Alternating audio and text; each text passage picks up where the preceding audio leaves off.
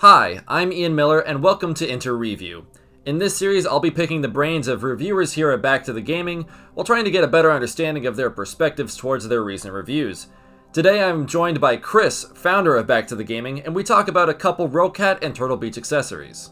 First off, I just wanted to say thank you for popping by and giving us a listen. If you like what you see, make sure to like, comment, share, subscribe, any of those dandy things, and without further ado, on with the interview. Alright, hey Chris, how's it going? It is going very well, all things considered, here in the year 2020. Yeah, well, that's a big caveat, but in all regards, things seem to be going pretty well for me too. I have figured out, and it has come to my attention, that you have a couple products that you want to talk about today. 5 products. To be Five exact. total products. Yep. Count them 5. Yep. All right. Well, first off, let's just jump in. You know, it's a swimming pool. We're just gonna dive on in. Right on. We're gonna talk about the Roccat Leadr. It's a mouse, a wireless mouse that you've come into possession. Tell me about it. Tell me what you think. Yeah, so first I'll lead it off by saying Roccat, Turtlebeach, same company, different brands, sent us all the items that are on here. It does not affect how we review the stuff. What I say, what I'm talking about, this is my own opinion. It's not because it was sent. So I want to get that out ahead of time. They were sent to us. It's not affecting what we think of them. We have no problem telling people their stuff is terrible. So yeah, we're starting off with the Roccat Leadr, which is their wireless mouse. Yeah. So just give me your general first impression. When I think about wireless mouses anyway, I think latency, I think charging, I think not what a true gamer would use. Tell me about it. That has been my problem for a long time. I'm anti-wireless everything. The only wireless stuff I've ever used is a headset that I reviewed in the past, the Elite Atlas Aero, and then of course wireless controllers on my consoles. But outside of that, I try to keep everything wired. This converted me. I've noticed no issues with latency. It actually feels more accurate than some of the wireless mice that I've used or mouses or meese, whatever they are in the past. Moose, I think the correct. Yep. Yeah. They are. It feels as good or better than the other mooses out there. And charging, I haven't had an issue with it. I haven't set it out for a long period of time to see if I could run it down. Part of that is because it automatically shuts itself off after a certain amount of not being used. Then you just touch it and it turns back on. You click a button and it turns itself back on. So it actually conserves battery on its own. Okay. Yeah, and it seems to also have a pretty cool charging station. It looks kind of like a skater's vert ramp. Yes. Or something like that, a little futuristic. Yeah, it's almost closer to a wall because it's edging up onto that 90-degree angle. It's probably about 75 to 80 degrees. And I'll show right here what it looks like without the mouse on it. Here, the mouse just rests in this little area. There's 2 little prongs. I have not once missed dropping it onto there. It naturally goes into the 2 prongs to charge. As far as I can tell, this is the charging meter. And then, of course, you get your little brand names that all light up and look pretty. So it looks really good on the desk, and people come over, and each night I just put it on that. And so, just let it sit there. It charges overnight, even if you're in sleep mode or shut down on your computer. Not one issue with batteries yet. All right, and you haven't really experienced any latency. Can you tell me anything about that? Nothing. It feels more accurate, and I'm actually. It feels almost like I'm having to adjust to it being where I want it to be at the right time versus some of the other ones that I wanted. It goes exactly where I want as soon as I want it to be there. In gaming, I haven't noticed any issues at all. It's dead on. All right, and for a $140 mouse, you can say that it's worth the price of admission. What can you kind of tell me? Is that too stark of a price? No, so with what you get with it, and I'm going to go off on a very, very short little tangent here of some of the extra things that make this special. First off, you get a ton of different options with the buttons for the spoilers of other things. So with the Leadr, you have a total of 18 buttons. For 16 buttons. The Easy Shift Plus, which is one of Roccat's big things, lets you basically double the amount of buttons you have. So by pressing down on this little thumb pad, you change what all of these buttons do depending on what you want them to be. So I can change the left mouse button whenever I hold down this little side button to do something completely different. I can choose from all kinds of different things. I can create macros, assign hotkeys, whatever I want to do. And it basically doubles the amount of buttons that are on here without it getting overwhelming. You have some redundancies in there. You have the mouse wheel that you can use to scroll, but then you also have this little toggle that you can use to scroll, which is actually very convenient for scrolling up and down a page. So you get a lot for the 140, 32 buttons at least because of the easy switch, or I guess 30 buttons if the easy switch is taking up, that one extra spot. So you're getting 31 buttons total that you can mess with. But there's so many options. The lighting is minimal, of course, because they want to conserve charging, or they want to conserve battery rather. But it's a nice, hefty, good feeling mouse that looks very sharp on your desk, especially whenever it's sitting on this little space station launching ramp. I have spent more for my moose that I regret that money now that I've used this. This is much more bang for your buck. All right. Well, good to hear. It sounds like the product's actually worth the money that they're asking for, and maybe gives a little bit more value than they're even asking for. So that kind of brings me next to the second most expensive on our list today, which is the Roccat Vulcan 122 AIMO.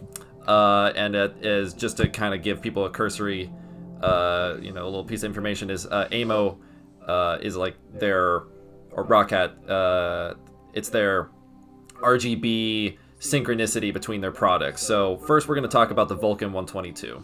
Right, and so this is the version I have, is the white version. There's also a black version.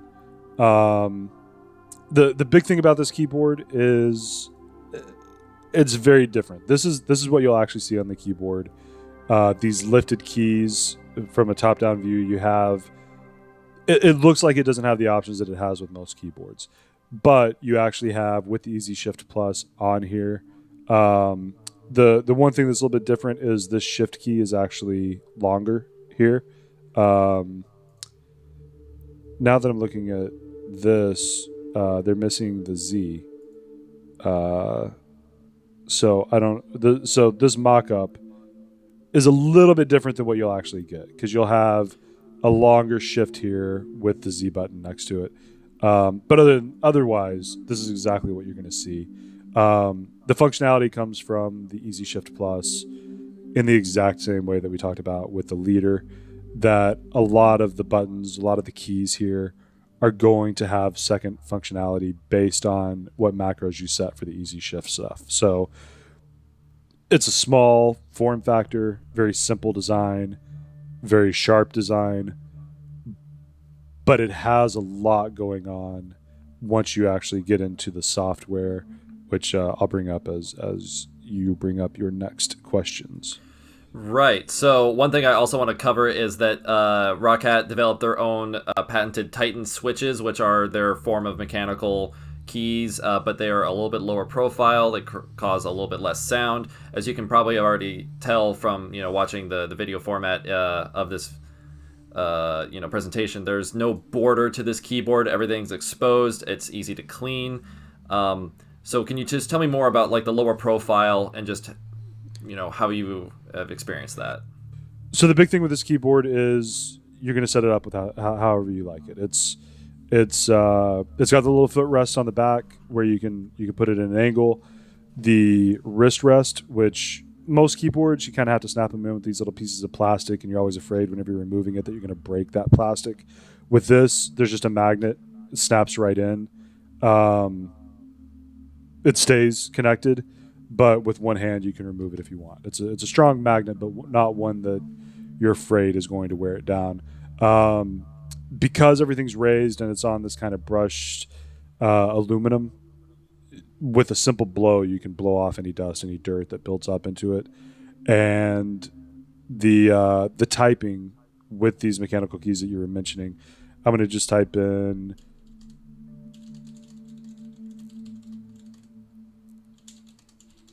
I just typed in a nice message to Ian over Discord.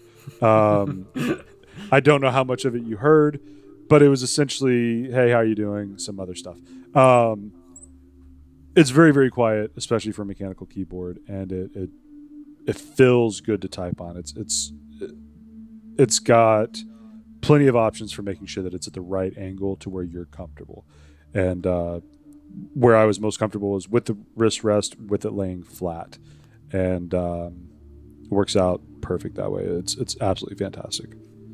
All right, well, yeah, pretty good. And for right now, it's $120. It's $40 less than the original asking price. So right now, it's a little bit of a discount. You'd recommend it at the level that it's being sold at right now? Oh, it's a still at the 120. At 160, it's a very fair price, if not still a very good price.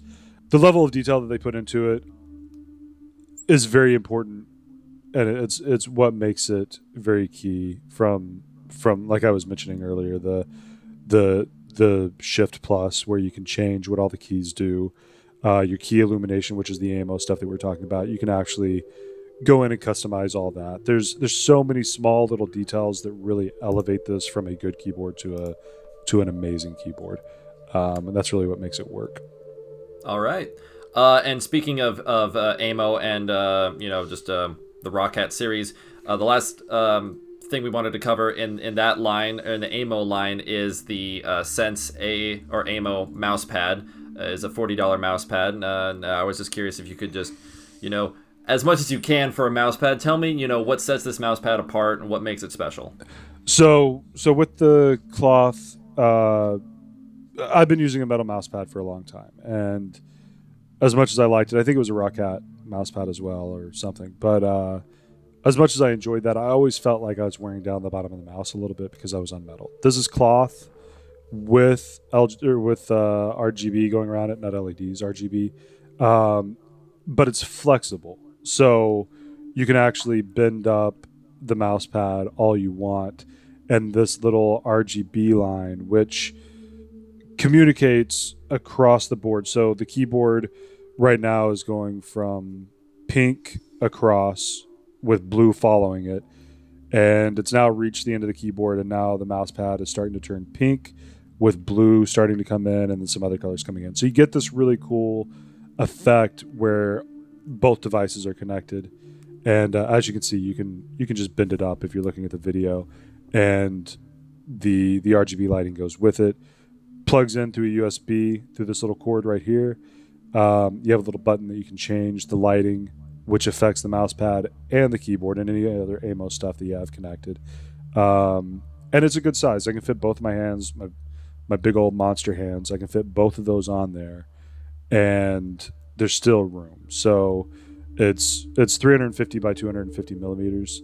So if you can picture what that size is. The metric system. Yeah.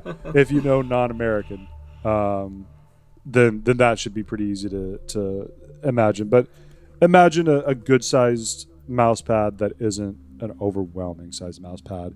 And it's just a solid pad. The cloth is very responsive with the Leadr mouse on it. I used a couple other mousses on it, and they all worked well. It's good quality cloth with a rubber back, so it doesn't slip unless you want it to. You can move it anytime you need, but once you rest your wrist on there to start using the mouse, it will stay in place and not move at all. So very, very high quality. Easily worth the $40 if you're doing the Roccat suite of stuff. Because you want that AIMO to sync up with each other. That's what makes it stand out is watching. As silly as it sounds, these are the little things that take an accessory from being a mouse pad to being your setup, and that lighting moving across is a big deal, and it really makes a difference. On its own, I don't know if I'd spend $40 for the mouse pad by itself, but with other AIMO stuff, if I'm going all Roccat, definitely this is the mouse pad to go with. All right. Well, so that covers our specific Roccat suite. Now we're going to move on to the Turtlebeach Elite Atlas Pro PC headphones that we also got here at Back to the Gaming. Now we're going to reveal our hand a little bit. You've actually been recording this entire video on this pair of headphones. Can you just tell me about your experience with these headphones in general? Yeah, so if you like how this video sounds, if my voice sounds clear enough, I don't imagine it sounds as good as if I was using a professional streaming or recording mic. But if you like the sound on this and you're thinking about getting something entry level for streaming or doing something like that, however this has sounded, if it sounded good to you, then this is the way to go. This is specifically a gaming headset. It sounds good in games. It's not the best sounding one, but you're also not paying, $250, $300 for a high-end gaming piece or gaming headset. But it sounds good in games. It suffers in multimedia. It's okay. It's you're not going to be angry about it. But music, movies, stuff like that, it gets a little muddied. But it's very, very clear in actual games, which is what this is designed for. Mm-hmm. What was the depth of sound like, especially comparing that to multimedia and games? Were you able to really kind of feel the impact of sounds, or did it feel a little shallow? The bass is a little bit shallow. The kind of hits of gunfire, explosions, steps, stuff like that. Well, no, steps sounded fine, but firing off a gun or hearing explosions or really bassy stuff sounded a little bit loose. But footsteps and placement of where audio is coming from, you can kind of get it out of this to where it sounds pretty solid. It's again, it's not the best, but I would say it's worth the money. You're getting what you pay for. Whenever you move over to listening to music, that's where you get a pretty good clean bass in music, depending on the songs you're listening to. And in the written review, you can look at the stuff that I use as my testing sounds, and it ranges from rap to Beatles to classic rock, all kinds of stuff. The basses were really good on certain things. If it's just a couple different instruments or vocals going on at once, it's good. Whenever you start adding more instrumentation or more sounds into the song or the environment on the show or whatever you're watching, that's where things start getting real muddy, and it's harder to catch things. The trebles always sound pretty good, and the bass sounds good in a vacuum, but once everything mixes in, you start to get a little bit of a muddiness, and it doesn't sound as good. So definitely more gaming focused than an all-around headset. Right. And that kind of leads us into the last and fifth product that we received from this general suite, which is the Atlas Edge PC Audio Enhancer.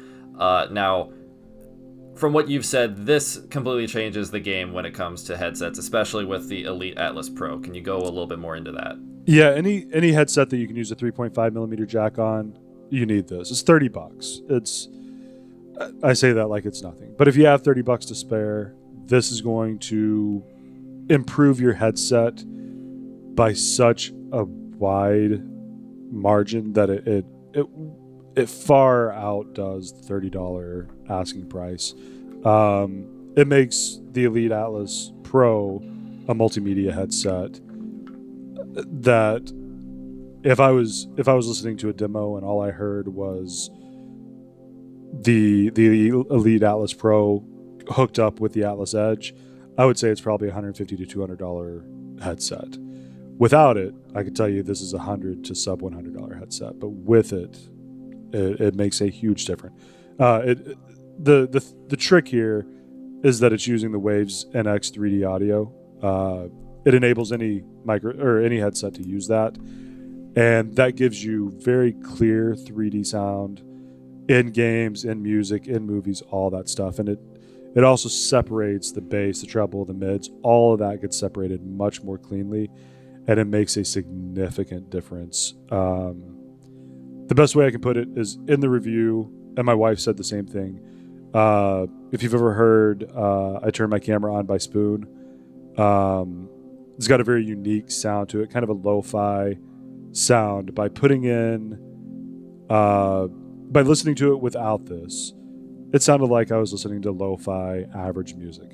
whenever I hooked it up to the Atlas Edge, it sounded like they were right next to my head, whispering to me with this song, and all the instrumentation was extremely clean and crisp and clear and had a good punch to it. So everything really gets enhanced with this enhancer, as it should. It's worth every penny. And it doesn't change the quality of your mic output, right? Nope. I've been recording. This is hooked up right now to let me restate everything I was trying to speak, because my mind and my mouth decided two different conversations should happen. The Atlas Edge enhancer is hooked up right now. I'm speaking through it, but if I spoke through it without it, you don't really notice a difference in the microphone quality. There may be a hint, but it's not much, because this is hooking it up through a USB.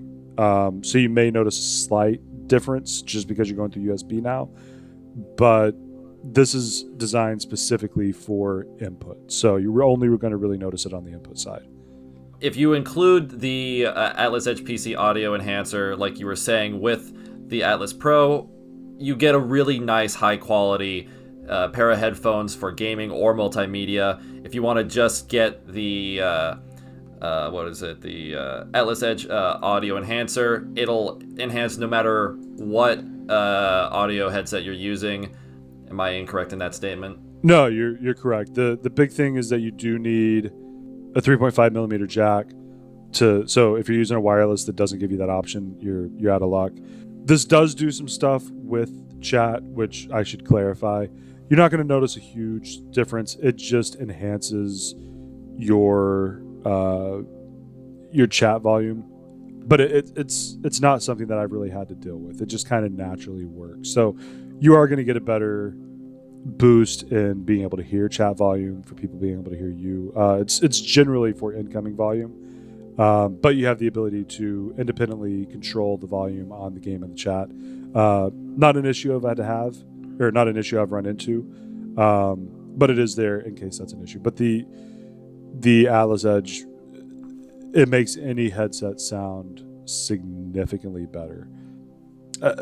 Again, the Pro, I would suggest this by itself if you're only using it for gaming. If you're going to use it for a bunch of different things, don't buy it unless you're also buying the enhancer, which then makes it an absolutely stellar headset for multimedia and gaming. So keep those things in mind. All right. Well, I think that kind of brings us to a natural conclusion then. We went over just, 5 products, all of them, I feel like were properly clarified. That just kind of comes to a natural conclusion then with this video interview. With these inter-reviews, as we like to call them, I like to take reviewers here at Back to the Gaming, reviewers of accessories, products, or most specifically games, bring them on here and have them talk a little bit more in depth about their time with the products or games at hand. So today we had Chris on here talking about a series of Roccat products, and yeah. Yeah, I really appreciate you doing this. I think it's going to be fantastic. I do want to, one thing that I did not mention that I don't want somebody to go make a purchase and then cuss me out for not mentioning this. The Leadr does not use AIMO lighting. So if you're trying to do a full AIMO setup, make sure that you look for the AIMO enabled stuff on there. The Leadr's fantastic, but it's not going to work with the whole AIMO setup that we were talking about with the keyboard and the mouse pad. So just wanted to clarify that before we wrap it up, so people don't go, "Hey, you're going to have a total different lighting system for your mouse." But everything else I stand behind it being a fantastic mouse. But if AIMO's key, that's not going to be the mouse for you. But anyway, so I really appreciate you doing this. I think this is going to be fantastic. I look forward to all the different inter-reviews that come out. I guess the best way for them to find out is to subscribe. Yeah, like, share, subscribe, talk to your family, to your friends, indoctrinate them into the Back to the Gaming community. Everything that you can do, boost our numbers. Yeah, you'll. So I'm the founder of Back to the Gaming, so I'll just drop a quick note in here about what sets us apart. We don't run ads. We're not going to try to trick you into doing anything. We're going to be completely run on patron support. So we encourage you to look at Patreon at some point. We have an open Discord where everybody can come in and hang out and meet the writers, the reviewers, meet us and talk to us, and we are happy to hang out. We're always in there just talking nonsense. So this is a community-focused group. We're at a loss, and we're going to be at a loss for a long period of time as we build our community.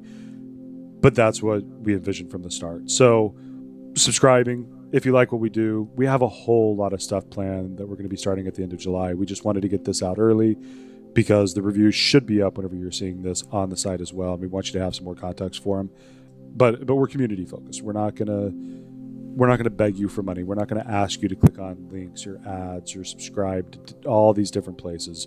It's the website and it's YouTube. That's it. We're making it as simple as we possibly can.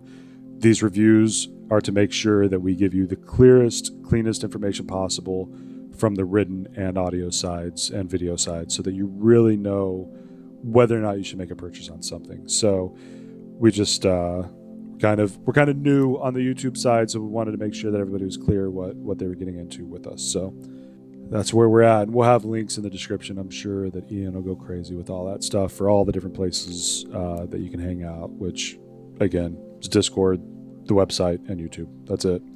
Yeah, well, I think that about wraps it up. Well, thank you again for Chris for coming out, and thanks to everyone listening or watching. Make sure, like we said, like, share, subscribe, get us out there. We want to grow an audience of just, good, kind-hearted people that just want to, engage in a friendly community and just, be generally good about gaming and everything like that. So yep. Thanks for coming out here and listening, guys. Yeah, thank you so much, Ian. I appreciate it. No worries. All right. Take care. All right, you too. Bye.